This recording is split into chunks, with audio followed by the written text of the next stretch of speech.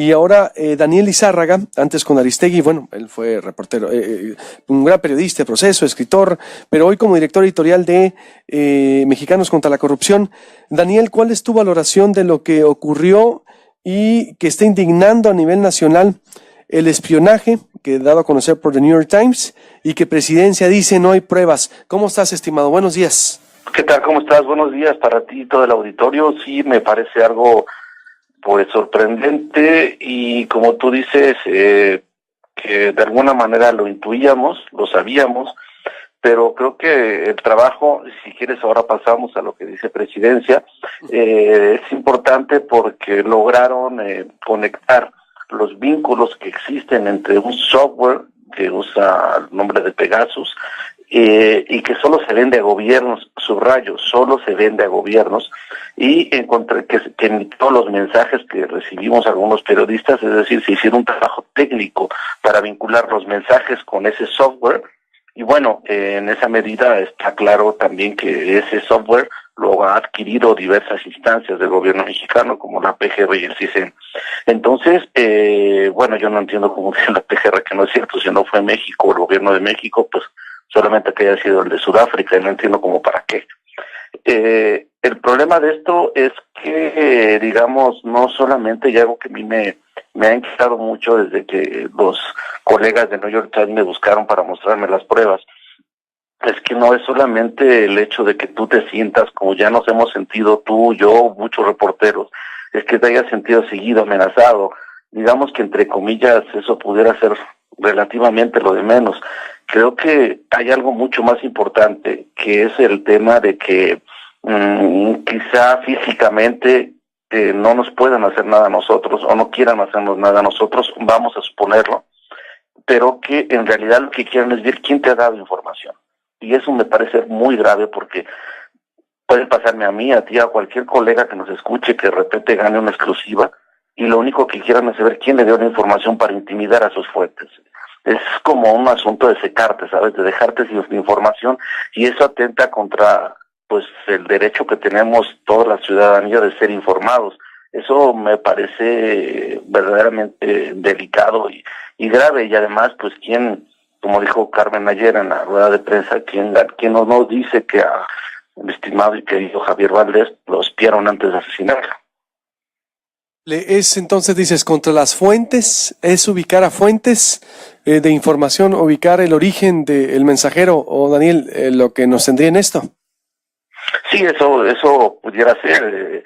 Es evidente que pues utilizamos a veces, o la gente utiliza la mensajería básicamente para tratar de ver dónde nos vemos, dónde te veo, con quién te veo y a quién te está mandando los mensajes.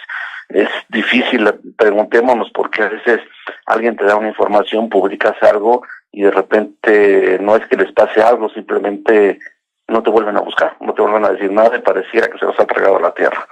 Eso a mí me ha llamado mucho la atención de los últimos años y no tengo pruebas ahora sí, como dice el presidente, exactamente que a mí me hayan hecho eso, pero es muy posible a consecuencia de lo que estamos hablando. Y más allá de eso, pues evidentemente circunstancias en que estamos pasando los periodistas en México, ¿sabes? Creo que no es un tema de golatría, decir nosotros somos la nota, eso es lo que menos quisiéramos. El problema, insisto, es que esto repercute en el derecho de la sociedad mexicana a ser informados, y ese es el punto. Sin duda. La respuesta del gobierno, ¿cómo ves? Bueno, obvio, no lo va a aceptar, ciertamente no se va a pegar un balazo en el pie, pero pues es una respuesta que cómo está siendo tomada ya en la Ciudad de México por todos ustedes. ¿Cuál es pues mira, la verdad es que es un poco pues curioso y hasta llama la atención si tú te fijas el comunicado, bueno, la carta que se dirige al New York Times, ni siquiera es una carta con membrete de la Presidencia de la República, no está firmada por el director de comunicación de Presidencia de la República, y algo que me parece muy pues significativo es que, como tú dices, no van a decir si lo hago, pero bueno, no pueden, como te decía al principio de esta charla, hay cosas que no pueden negar. Uno, y que de hecho no lo hacen en el comunicado, que es el trabajo técnico, es decir, no niegan que existe el software, no niega que lo compró el gobierno de México, no niega que lo han usado. Entonces, bueno, y entonces si no lo usó el gobierno de México, entonces ¿quién? Si ese software solo se vende a gobiernos. Eso me parece que no lo dejan claro en el comunicado y ojalá haya una postura más clara exactamente en ese sentido, que es donde están las pruebas técnicas, a pesar de que ellos dicen que no. Daniel Lizárraga, director editorial de Mexicanos contra la Corrupción, ¿qué mensaje nos da? Veo que estamos viviendo ya en un estado paranoico, entonces, es decir, no hay la seguridad. Ayer hablaba yo con un contacto en la Ciudad de México también para una información, para corroborar, un político, y que prefirió pues que habláramos por Telegram rápidamente, porque veo que ya no hay, lo más seguro es que no hay nada seguro, Daniel, ese también es el mensaje. Me preocupa que ya no tenemos la seguridad ni de mandar mensaje, de vamos a tener que traer unos 3 teléfonos, es decir, tomar máquinas medidas, de escribir, ¿no? ¿Mande? Máquinas de escribir a la antigua.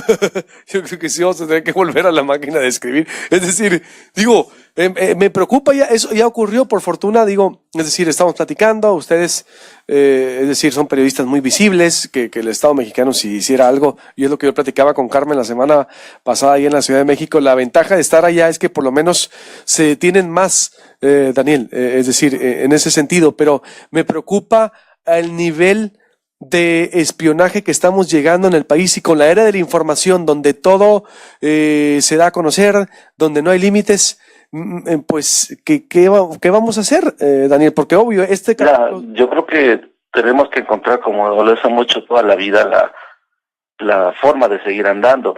Es este asunto de intervenirnos del espionaje se ha dado desde épocas históricas. No se nos olvide que en el Archivo General de la Nación hay una galería completa sobre lo que fue la Dirección Federal de Seguridad en la Guerra Sucia en los años 70 en México, y ahí está en tarjetas informativas, en versiones públicas. Ahora se pueden consultar todo el espionaje que se hacía en ese momento, sobre todo a líderes sociales, a la gente vinculada a la guerrilla.